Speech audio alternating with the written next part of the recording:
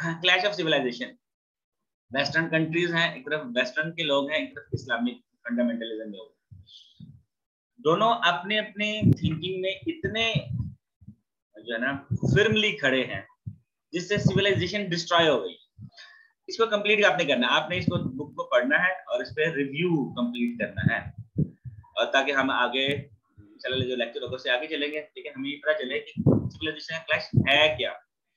दुनिया में जितना भी इश्यूज चल रहे हैं ना, ये क्लैश ऑफ सिविलाइजेशन है, और हम इसको कोई मजहब का नाम दे देता है, कोई जो है इस पे इथनिसिटी का नाम दे देता है, कोई और अपने इंटरेस्ट बेस का नाम दे देता है, लेकिन है ये कहीं ना कहीं सिविलाइजेशन का क्लैश।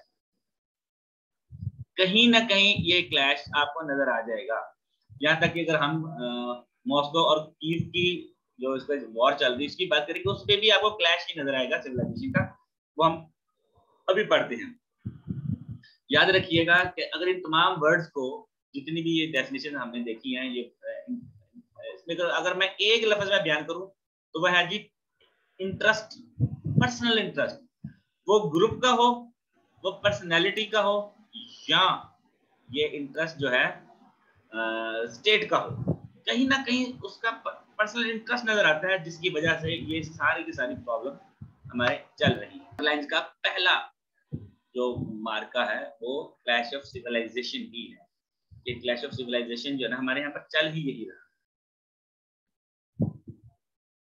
अच्छा जी, मेन थ्योरी है, फिर इसके एट्रीब्यूट्स हैं, कोल्ड वॉर है, रीजन है, इस्लामिक सिविलाइजेशन है, फिर कंक्लूजन है।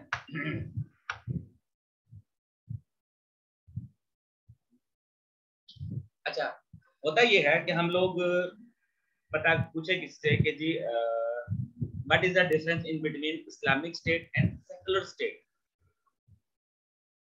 तो हम क्या कहते हैं, इस्लामिक स्टेट वो है जो कि इस्लामी हुकूमत होती है, इस्लामी रियासत होती है, और सेकुलर स्टेट हम उसको आमतौर पर डेफिनेशन ये बयान करते हैं जो कि लादीनी अगर कोई रियासत है तो वो सेकुलर स्टेट है। अच्छा, ये दोनों ये डेफिनेशन गलत है।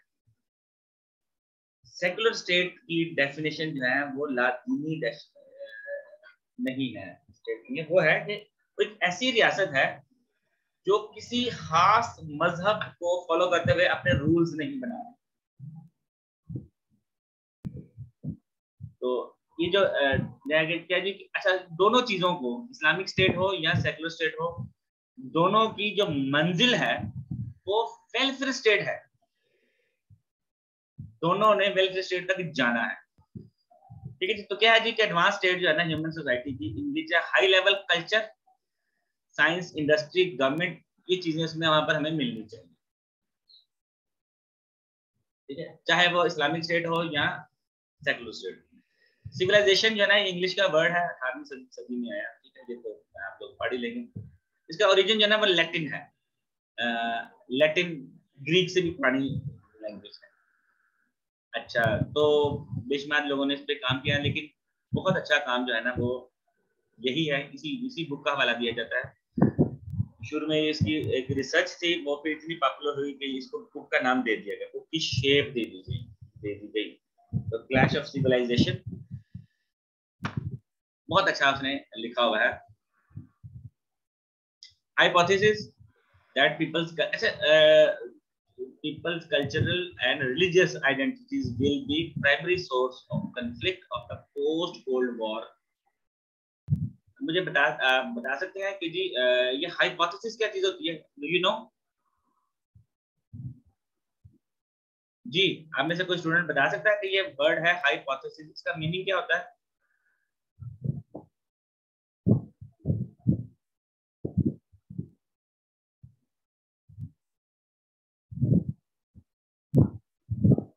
जी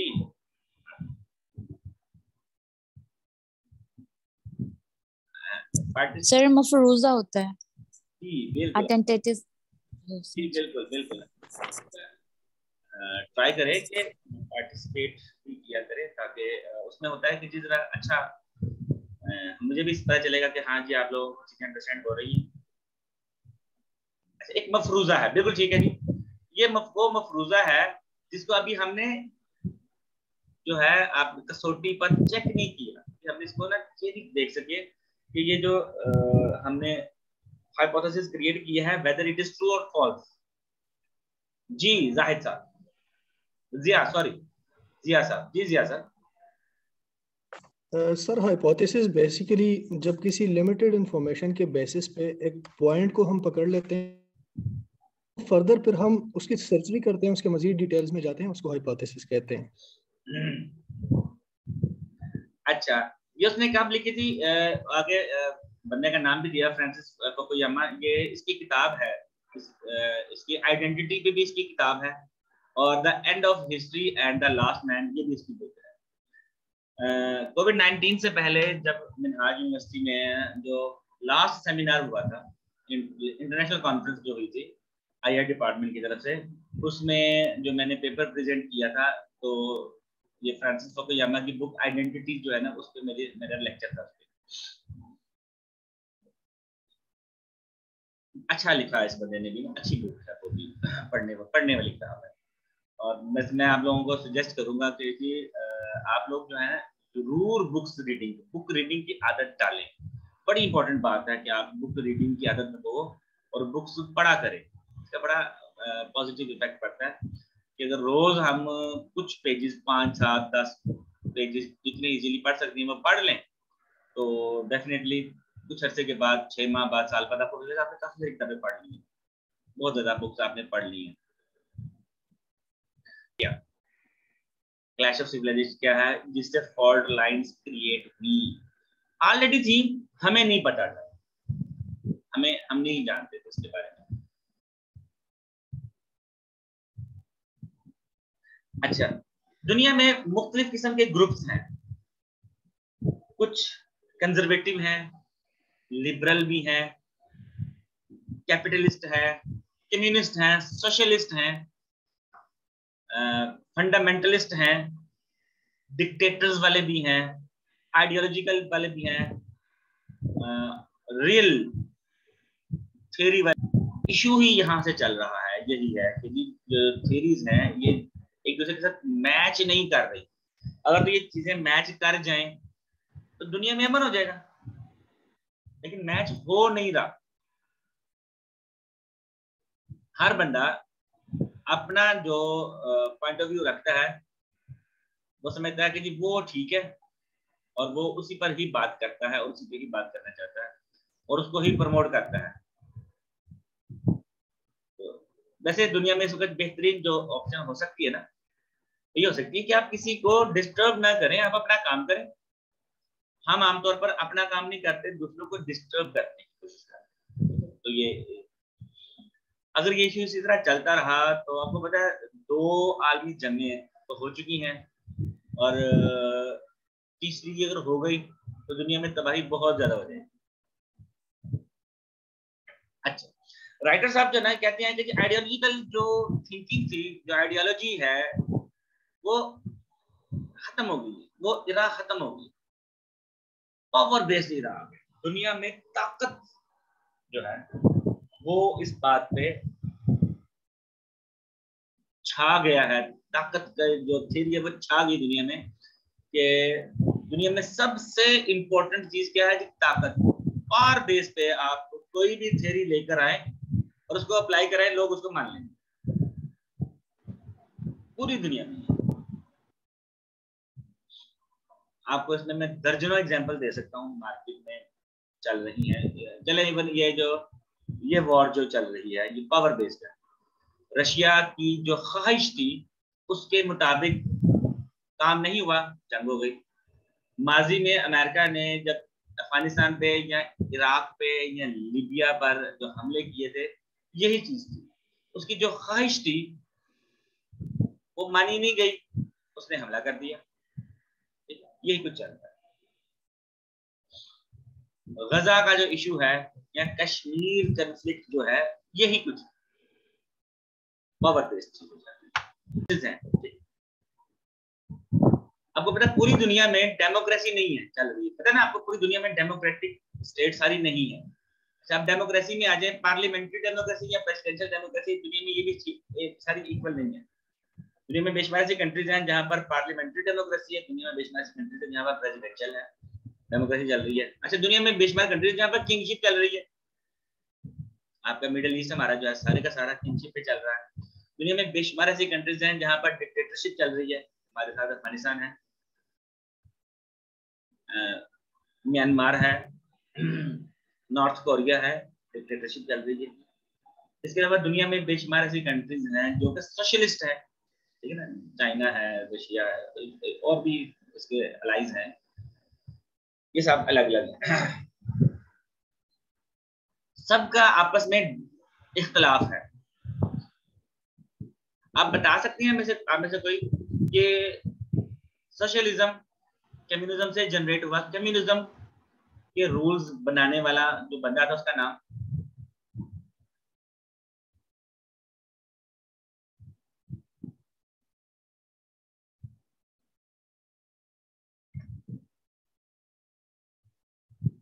दुनिया में वो पहला इंसान।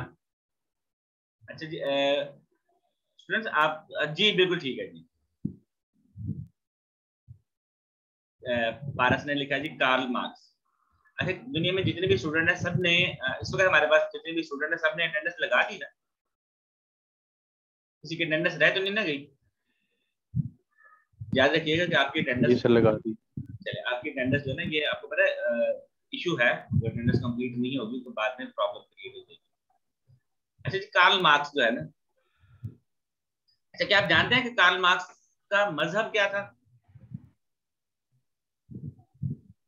कार्ल मार्क्स किस मजहब से बिलोंग करता था?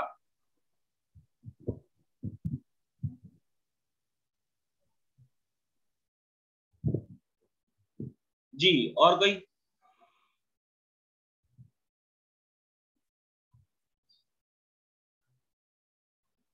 अच्छा चले, कैपिटलिज्म जो है, सरमायादाराना निजाम, जिन्होंने ये क्रिएट किया था उनका मजहब क्या था?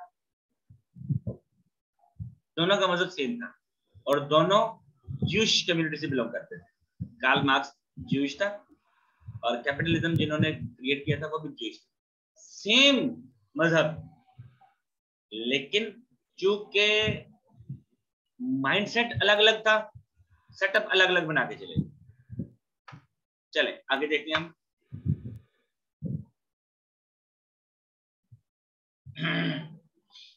अच्छा, चीजें समझ लग रही है ना आप लोगों को जो मैं बोल रहा हूँ?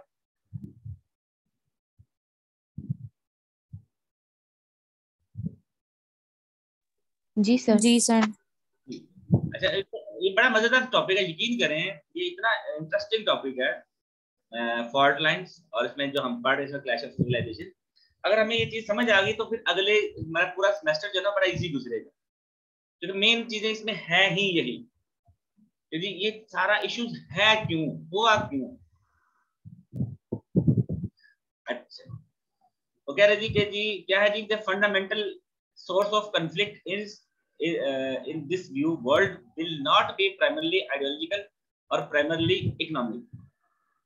पूरी दुनिया ना आइडियोलॉजी, ना रियल पे, ना लिबरल पे, ना डेमोक्रेसी पे, ना इकोनॉमी पे, सारी दुनिया इकोनॉमी पे जो ना इक्वलिटी नहीं चल रही, इसमें डिवीजन है। अच्छा, कि होता है ना कि एक मुल्क, एक कंट्री के अंदर एक हिरारिकल सिस्टम होता है। दुनिया में हिरारिकल सिस्टम कोई नहीं है। तो अल्लामा इकबाल का शेर है कि तकदीर के काजी का ये फतवा है अजल से, है जुर्मे ज़ईफी की सजा मर्गे मफाजात। अल्लामा इकबाल ने कहा कि जी ये तकदीर के काजी ने डे 1 से ये लिख दिया है कि जुर्मे ज़ईफी की सजा, कमजोरी की सजा क्या है? मर्गे मफाजात, मार दिया जाएगा। कमजोरी की सजा क्या है? मार दिया जाएगा। इसीलिए कुरान मजीद में अल्लाह तबारक तआला ने मुसलमानों को हुक्म दिया कि तुम अपने दुश्मनों के मुकाबले में अपने घोड़े तैयार रखो। ये नहीं कहा अटैक करो, तैयार रखो कि जब भी वो आए आप यू शुड बी रेडी। ठीक है। अच्छा जी, क्या वजह the great division among Mankind and the dominating source of the conflict will be cultural. एक डिफरेंस कल्चर है, सिर्फ यही नहीं है, एक डिफरेंस, इसके अलावा भी बेशुमार डिफरेंस है। मैंने आपको बताया जितनी चीजें हम पढ़ेंगे ना इन सब को अगर मैं एक ही लफ्ज में बयान करना चाहूँ तो वो है इंटरेस्ट। वो आगे अभी इंशाल्लाह मैं आपको एक्सप्लेन भी करता हूँ।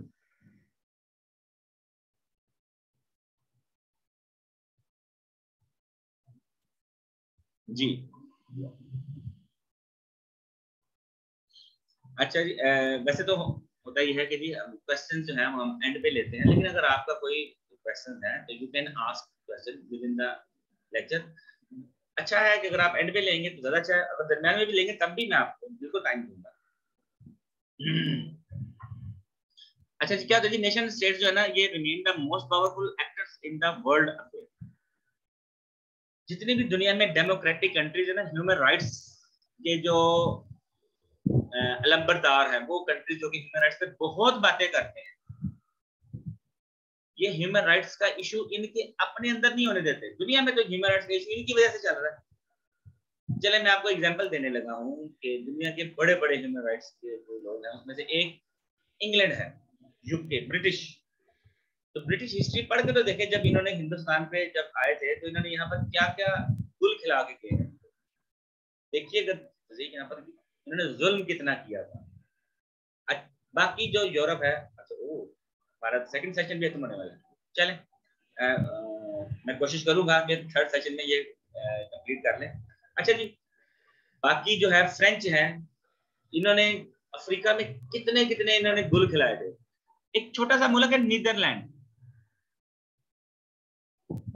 इसने एक ही मुल्क पे कब्जा किया था, वो है कॉन्गो, अफ्रीका पे। जाके देखे तो सही कॉन्गो का हशर क्या करके गए हैं।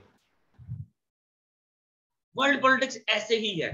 वैसे अभी अगर बात बैठ जाए तो ये ह्यूमन राइट्स के ऐसे लेक्चर्स देते हैं कि दुनिया कहती थी इससे अच्छा बंदा कौन नहीं।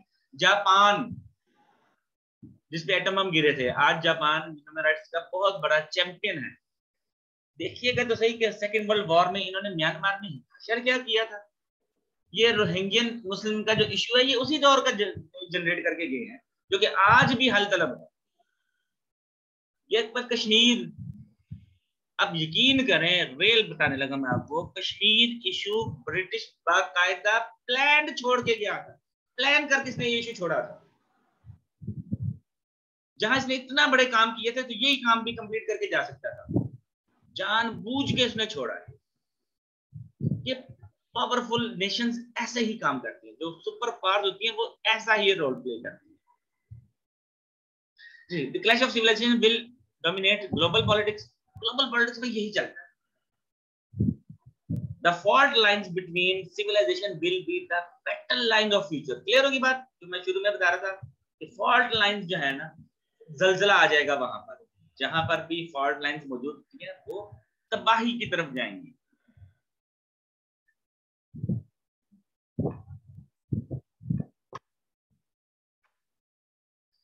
लेकिन जी ये है वो कंट्रीज, नीचे लिस्ट भी दिया हुआ है जी। वेस्टर्न देखें, वेस्टर्न कंट्रीज कहाँ कहाँ है। अमेरिका है, आपको उसका कलर, कनाडा का है, यूरोप है। अब देखिए यूरोप सारा नहीं है, सारा यूरोप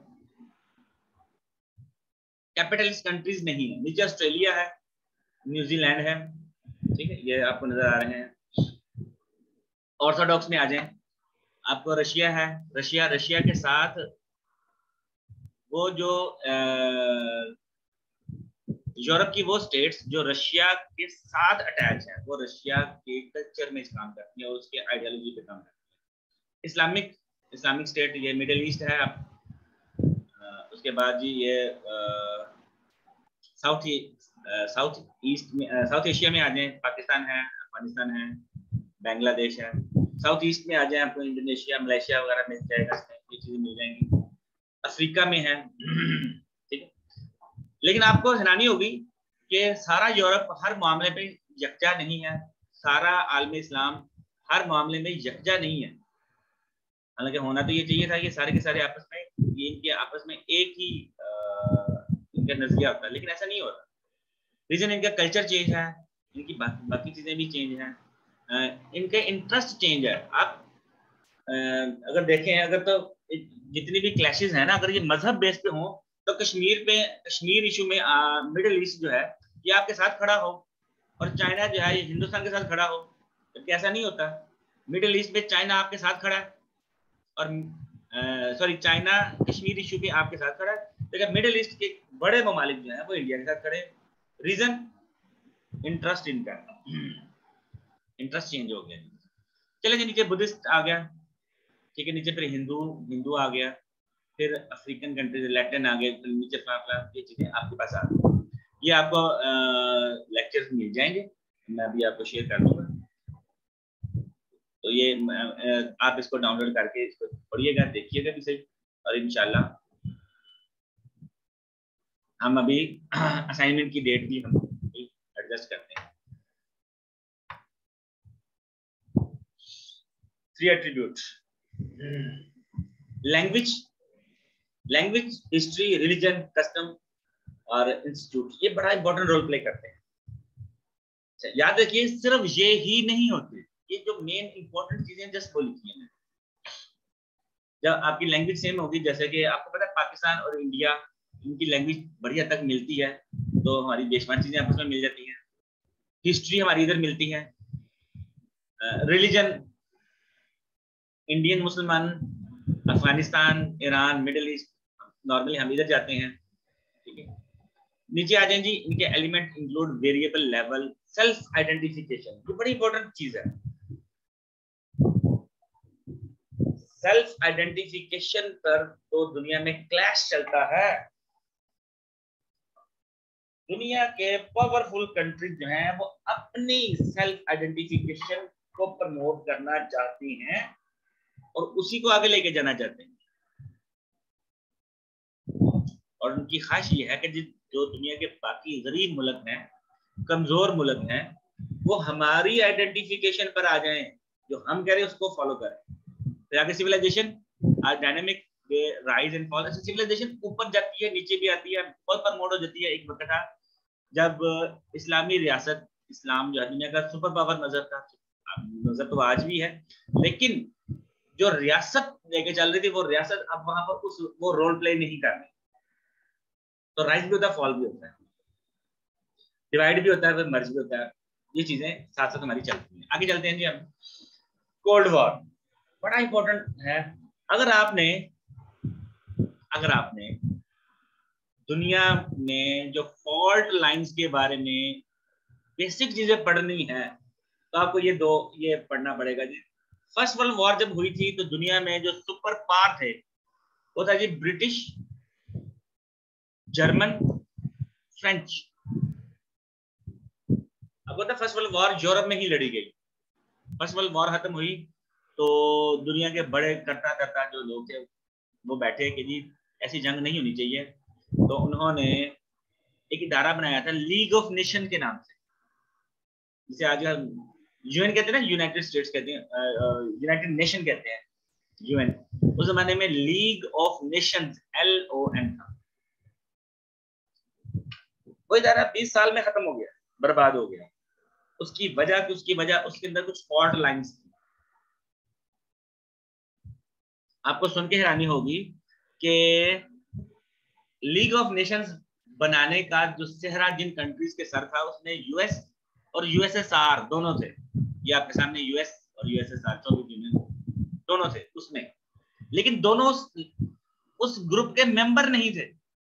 लीग ऑफ नेशन के मेंबर नहीं थे, दोनों फ्लॉप हो गया। सेकेंड वर्ल्ड वॉर शुरू हो गई। 45 में सेकेंड वर्ल्ड वॉर खत्म हो गई। अब फिर इन्होंने सोचा कि कुछ ना कुछ करना चाहिए, वरना दुनिया में तीसरी जंग भी हो सकती है। अच्छा, इस ऑर्गेनाइजेशन में, यूएन में, अमेरिका भी है, यूएस भी है और सोवियत यूनियन भी है। उस वक्त सोवियत यूनियन था, आजकल मॉस्को, रशिया। नीचे देखिएगा, यूएसए जो है ये कैपिटलिज्म पे बेस करता है और सोवियत यूनियन या आजकल का जो रशिया है ये कम्युनिज्म पे बेस करता है। हालांकि इसमें बहुत ज्यादा चेंजिंग इसने ले आया है, लेकिन अभी भी ये है। हम लोग आमतौर पर जब डिबेट करते हैं, कहते हैं यार कि यूएन बर्बाद हो गई, यूएन ये नहीं कर सकती, ये नहीं कर सकती। अच्छा नहीं, ऐसी बात नहीं है। यूएन का मकसद जो है ना, जब यूएन बनी थी उसका मकसद जो है वो ये जो मेन कॉजेस थे उसमें से एक ये है कि उसने तीसरी आलमी जंग नहीं होने देनी थी, रोकनी थी, और इसमें वो कामयाब रही। इसलिए यूएन चल रही है। सेकेंड वर्ल्ड वॉर में यूएसए और सोवियत यूनियन दोनों ब्रिटिश के साथ खड़े थे, ब्रिटानिया के इत्तेहादी थे। और अगर आपने सेकेंड वर्ल्ड वॉर पढ़ी है तो फिर आपको पता होगा कि सेकेंड वर्ल्ड वॉर में ब्रिटानिया तकरीबन जंग हार गया था। जर्मनी ने तबाही मचा दी, जर्मनी ने फ्रांस पे कब्जा कर लिया था, आधा यूरोप जर्मनी के कब्जे में चला गया था। हिटलर की जो फौज की तादाद थी तकरीबन कोई 4.5 मिलियन, 45 लाख फौजी थे उसके पास। दुनिया में सबसे बड़ा बजट फौजी उसके पास था।